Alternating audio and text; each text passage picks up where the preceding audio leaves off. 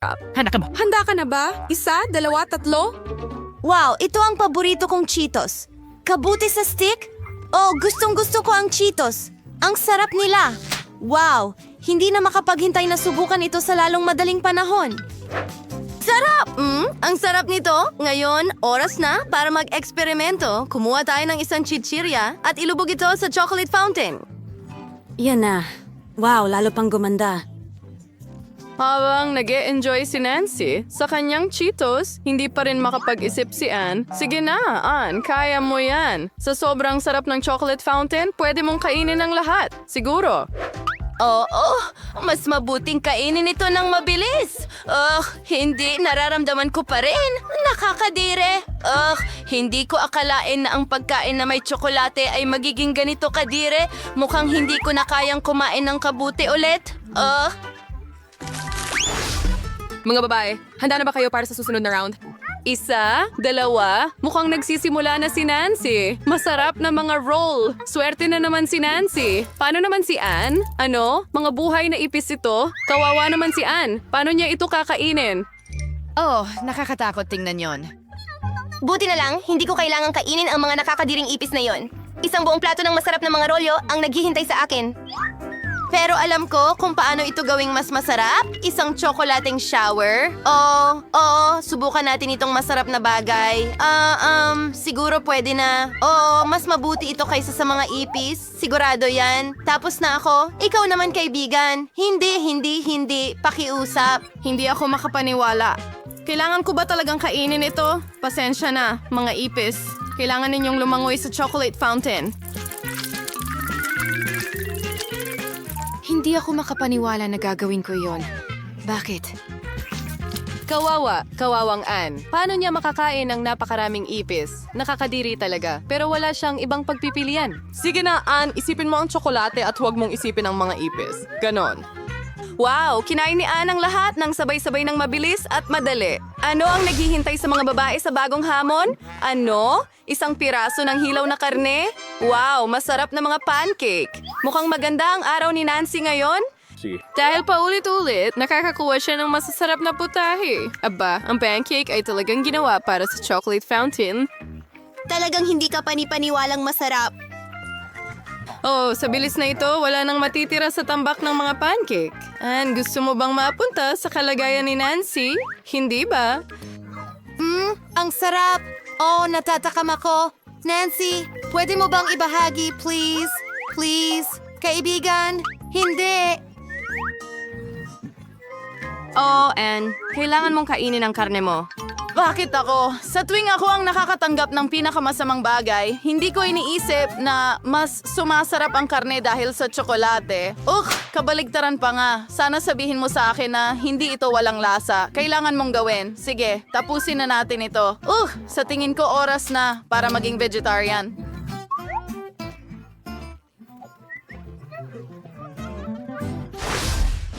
Mukhang umaasa si Anna sa pagkakataong ito, siya ay suswertihin at totoo nga, mga donut ito. Tingnan mo lang ang ganda nito. Paano naman ikaw, Nancy? Oh, mga pugita ito.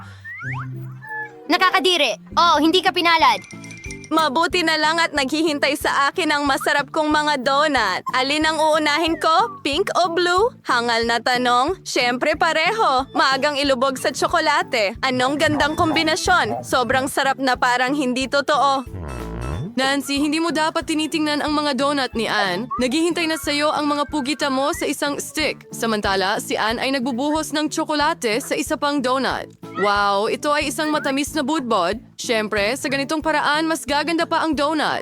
Bakit si Anne may masarap na donuts? At ako, ito lang ang nakuha ko sa stick. Sana hindi ito buhay. Hindi ako sigurado kung talagang mapapabuti ng tsokolate ang lasa, pero sulit subukan.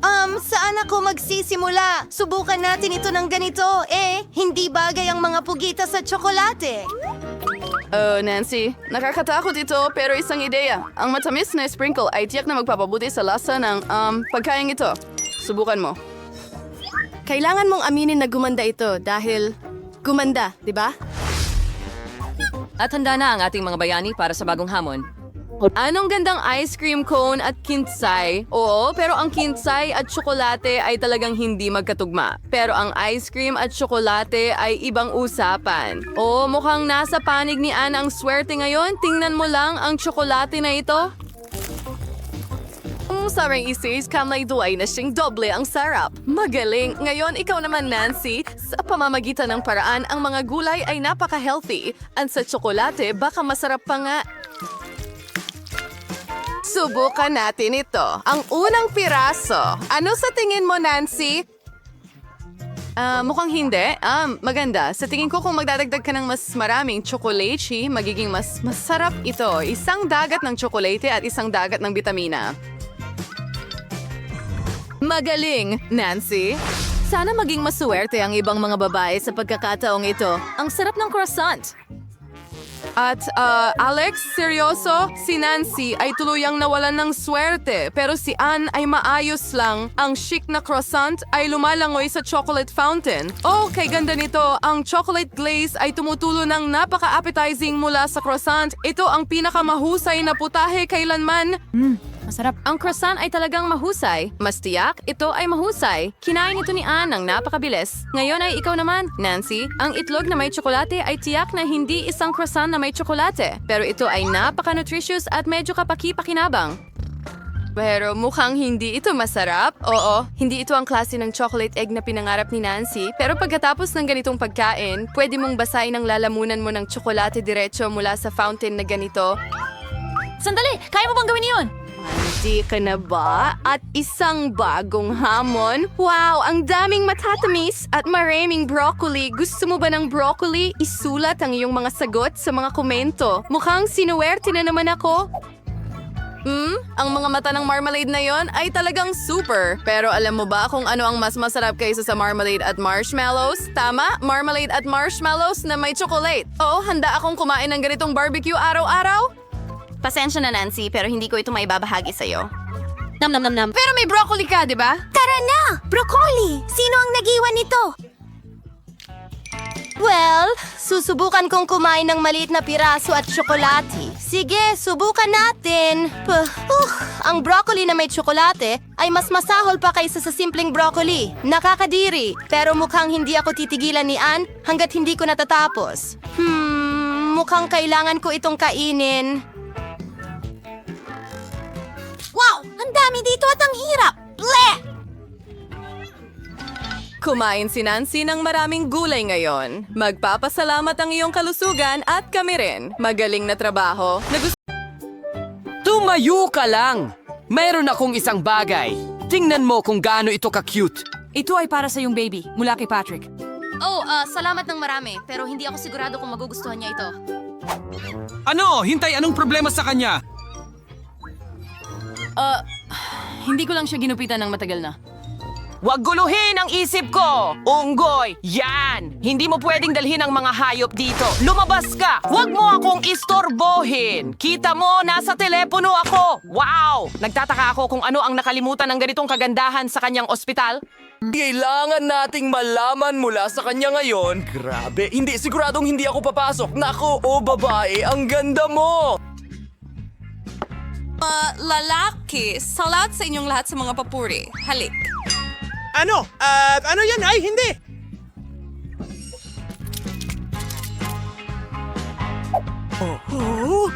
Sige na, bumangon ka. Hello, mahal. Talagang magiging kasama kita sa parehong kwarto. Isang malaking karangalan ito.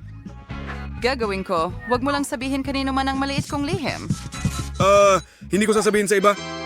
Ang mga kaibigan ko ay mga hamster. Hindi ko sila maiwan mag-isa. Hamsters? Oh, hindi talaga ako mananatili sa'yo. Sa wakas, walang makakaabala sa atin ngayon. Sa wakas, makakapaglaro na ako sa iyo. Tumigil ka! Ibigay mo sa akin ang iyong hamster. Mahigpit na ipinagbabawal ang pumasok sa ospital na may kasamang hayop. Huwag kang mag-alala. Magiging maayos siya rito.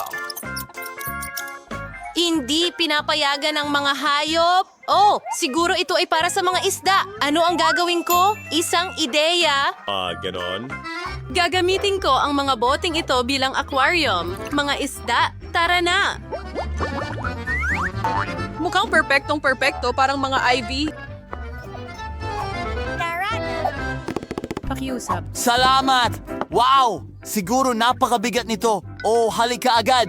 Oh, salamat, Lola. Hello. At narito ako. Tingnan mo, nagdala ako ng isda para sa'yo.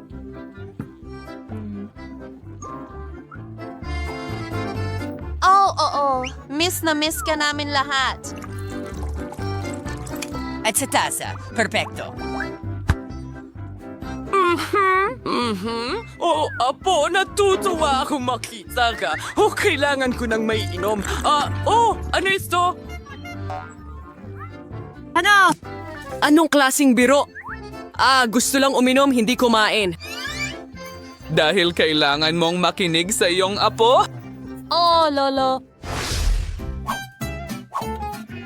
Oh, sawa na ako sa'yo. Hindi mo ba nakikita ang karatula? Ibigay mo sa akin ang hayop.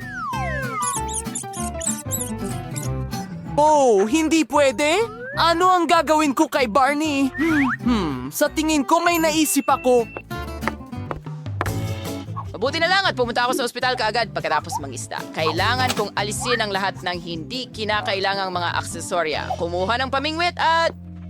Ayan na, sumunod ka sa akin, Barney. Sige. Oh, pasensya na para sa'yo. Oh, ang mga tao na katulad mo ay pwedeng pumunta kahit saan kasama ang mga aso. Sige, tara na.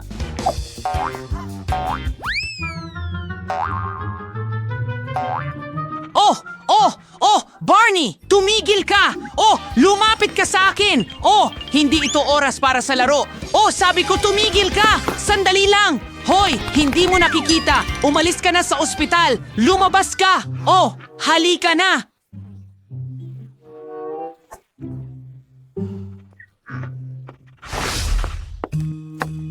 Hoy bata, padaanin mo ako. Kailangan kong pumunta agad sa ospital. Sa kasamaang palad, hindi pwede. Hindi ka pwedeng pumunta sa amin na may mga hayop. Kunin mo na lang ang ahas ko. Oh, mas mabuti pang umalis ka. Kung hindi mo magawa ito sa ahas, paano naman ang mga ipis ko? Kailangan ko silang itago. May naisip ako. Kaya, itatali ko ito sa ulo ko. Tingnan mo, parang may sugat ako. Sige, tara na. Huminto! Oh, pumasok ka! Hi? Teka, sige, pumasok ka. Perfecto. Kumusta? Hi! Anong problema sa'yo? Natamaan mo ba ang ulo mo? Oh, mukha kang unicorn. Ano? Hindi ko nauntog ang ulo ko. Mga ipis ko lang ito. Ilayo mo lang sila. Hindi ko matiis ang mga insektong ito. Mabuti pang umalis na. Kinakabahan ako. Umalis? Eka, ano yan ang dala mo? Ano ang nasa loob? Oh, muli! Sinabi ko na sa'yo na hindi pwedeng may mga hayop, pati na rin mga ibon. Oh, sige. Kailangan nating itago ang suso agad-agad. Hi! Pasok ka. Siyempre gusto ng lahat kumain. Tama! Pwede akong magpanggap na chef. Sige, itatago ko ang mga suso ko sa kaserola. Siguradong hindi niya titingnan doon. At kung tatakpan ko ng lugaw, hindi niya mahuhulaan. Kailangan na lang pumili ng tamang kasuotan. Ayos, handa na ang lahat. Mga kaibigan, wish niyo ako ng swerte. Tara na.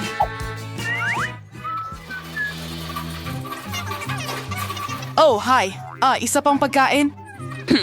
Pasok ka. Dumating na ang mga goodies! Ano ang nandyan? Masarap na mga bagay! Sige, Jill, mayroon akong oatmeal porridge para sa'yo. Alam mo kung gaano ito ka-healthy. Gagaling ka agad! Ano? Sandali lang! Oh, mga suso ko, ang cute ninyo. Lagi kayong nasa akin. Anong problema mo? Tigil! Hindi pinapayagan ng mga aso. Hinihiling ko na umalis ka. Oh, Umalis? Oh, hindi. Paano ang mouse ko? Napakaliit ng mouse ko. Alam ko kung paano siya dadalhin sa ospital kasama ko. Splinter, papasukin kita sa ventilasyon. Mag-ingat ka. Huwag mong hayaang may makakita sa'yo. Hello? Ipakita mo sa akin kung ano ang nasa bag mo. Sige na. Wala namang espesyal. Mahilig lang talaga ako sa keso. Ano?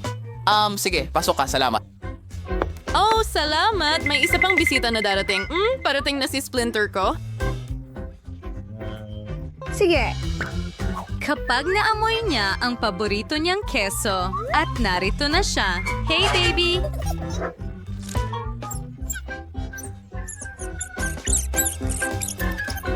Namiss kita sa loob ng ilang minuto.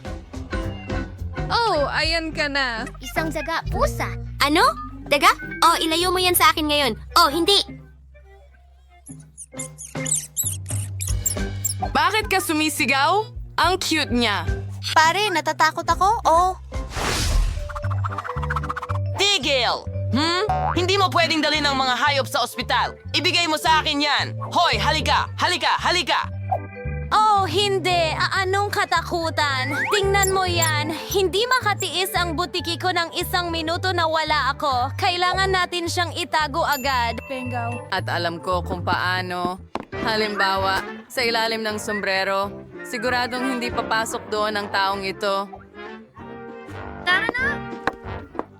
Naku! Tigil! Tigil! Saan ka pupunta? Kailangan kong makapasok agad. Oh, hindi! Walang mga hayop!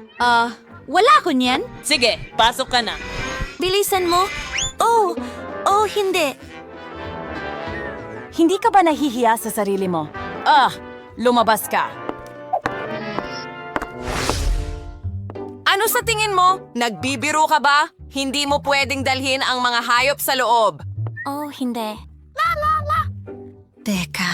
Oh, paano naman ang pusa ko? Siguradong hindi siya makakaya nang wala ako. May mas magandang ideya ako. Kung itataob ko ang aking backpack at tatakpan ito ng hoodie, siguradong iisipin niyang buntis ako. Oh, wow! Ang tiyan na yan. Siyempre, pwede ko bang hawakan? Sige. Hindi, pero sige.